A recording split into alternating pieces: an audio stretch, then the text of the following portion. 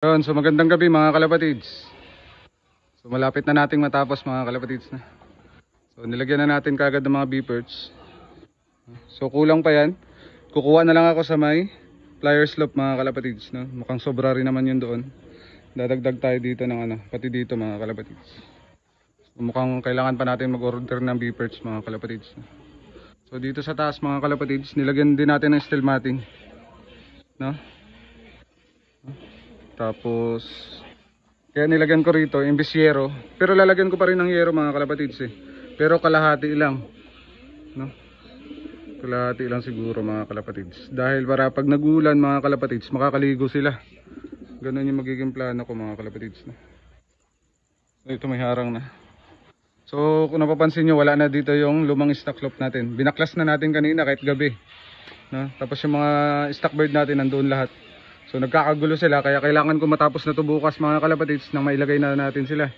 So kahit hindi ko muna malagyan ng yero, lalagyan ko muna ng ano mga kalapatids, tawag dyan, ng trapal na lang siguro yung taas, para hindi lang naman sila mainitan ng gusto. Yun. So konti na lang, tapos mga tukod-tukod na lang na ganyan mga kalapatids, dahil nagauga. Yan lang muna, minadali na natin kaagad. Tapos ito hindi na natin minilding kasi nga plastic to mga kalapatids, no? Hindi to yung normal na steel matting. Ito yung atang nilalagyan ng panghalaman mga kalapatids. Yun. So yan, nilagyan na lang natin ng cable tie mga kalapatids. Lahat yan. So medyo mataas na siya mga kalapatids. Tsaka ang kagandahan dito, pag pinapaliguan ko sila gamit ang gripo mga kalapatids, hose. Kasi pinupuswisan, tawag dito? Tawag dito? Piswitan ko sila ng tubig mga kalapatids. Yun yung pinapaligo ko sa kanila dati. Yung kahoy yung gamit natin, kaya ang bilis na bulok mga kalapatids. Tapos tuwing umuulan nababasa din. Kaya ganoon. Ito mga kalapatids, mukhang tatagal na talaga to dahil nga bakal na mga kalapatids na. So ito yung mga pliers natin, ay mga stock bird natin. Yan, yan sila mga kalapatids.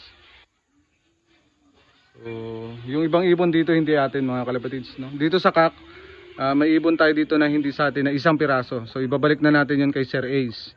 Tapos dito yung tatlong hen mga kalapatids ay kay Idol Timax naman, no? So plano ko na sanang ibalik sa kanya dito muna daw.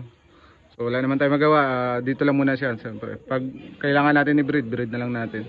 So susubukan ko rin naman yung mga lahi niya, no? Yun. So hanggang dito na lang mga kalapatids, no? So tamang update lang sa ating mga mumunting ibon mga kalapatids. Puro tayo gawa, no? Yung overall champion wala pa. Pero antay-antay lang, makakamit rin natin yun mga kalapatids, no? Yun. So hanggang dito na lang mga kalapatids. Maraming salamat sa panonood. Bye!